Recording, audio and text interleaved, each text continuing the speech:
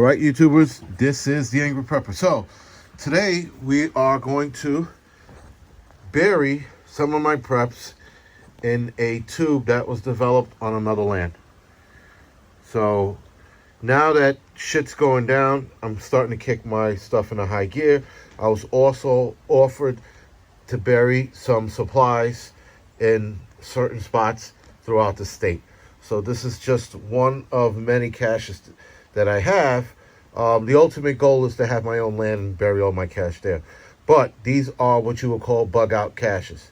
So the supplies that I'm burying are stuff that I would absolutely have to stop by and pick up. This location is a location that is on the way to my bug out location, if that makes sense. So anyway, we're going to put some supplies in here, and there's a tube, and then there's a barrel behind the tube there. So you can see it. Some of the dirt did press down on this, so now it's egg shaped instead of perfectly round. But it shouldn't collapse. And if it does, well, I'm fucked. But other than that, I don't think it's going to go anywhere. All right, as you can see, I got the barrel filled. Now I have to put the tubes in here and the rest of the tube, as you can see. So now I have the lid here. This lid's going to cut down on the moisture and rusting and things like that. Some of the are wet, but hopefully they shouldn't rust too bad. I will be back in here in a couple months to check on it anyway, so it should be fine. This should be fine. Again, this is an idea that I got from Old Mutt, so pretty much copycatting his idea. I'm going to outright say it. So this is some of my supplies, and let's see how well he's doing. Probably 3 months. I won't say 6, I'll say 3. I'll be back in here. So this is a lot tighter, this tube, by the way. And if you can see, there's a ton of dirt in here, shit all over my face, whatever. It's completely worth it, stashing your shit. Now, some people will say, yes, you should put it somewhere easier, but this is hidden. And I'm going to show you how well hidden it's going to be, I'm going to say, in a month or 2. And then you'll look at it and you go, okay, now you really can't see it. Now, should it be a little more accessible? It depends on what you're storing in here. If you're storing a lot of stuff, then you want something to be this deep. You can also have it deep in the ground. But keep in mind, deep in the ground means you have to also climb into it. It's easier to crawl into something and retrieve it than it is to climb in and retrieve it. All right, guys, so next part will be me putting the tubes in, which is the easier part. This is possibly the harder part. And again, I'm not a fucking skinny dude, so this is a lot tighter than the last tube you saw me in.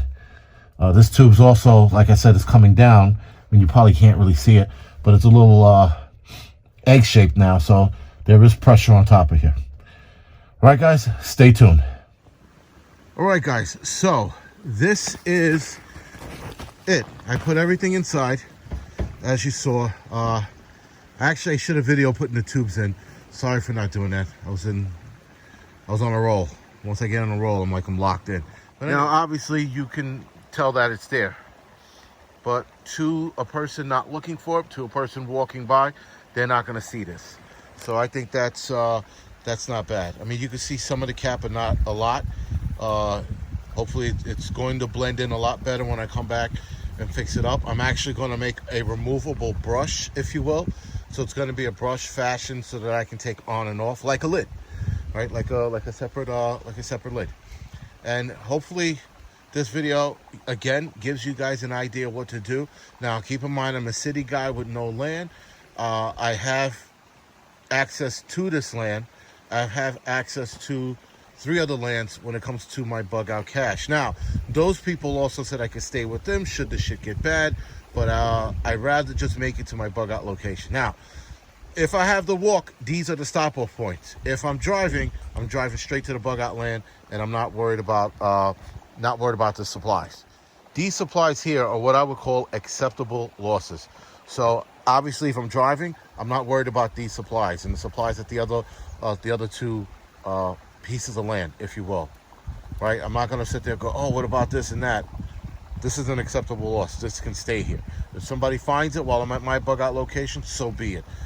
If shit got that bad where I had to come back down here to get it, that might be a possibility. But as of right now, they're marked off as accessible losses, but they're also marked on a map should I have to walk by here. Now, I have a mental map, if you will. So I don't have anything written down. There's nothing on paper. I know how to get to the bug out location just through walking. Now, obviously, that's a bit hard, but I know where this plot of land is.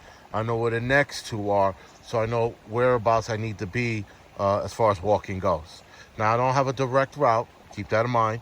I could be on the road, or I could be walking the back roads to get here. But I have multiple ways to get here on foot, and I have multiple ways to get here by vehicle. All right, guys, so other than that, this is the Angry Prepper. Thank you for watching. You can like and subscribe to this channel. You can also follow me on Instagram and Facebook. You can also head over to the Angry Truth channel, like and subscribe to that. All right, guys, thank you for watching.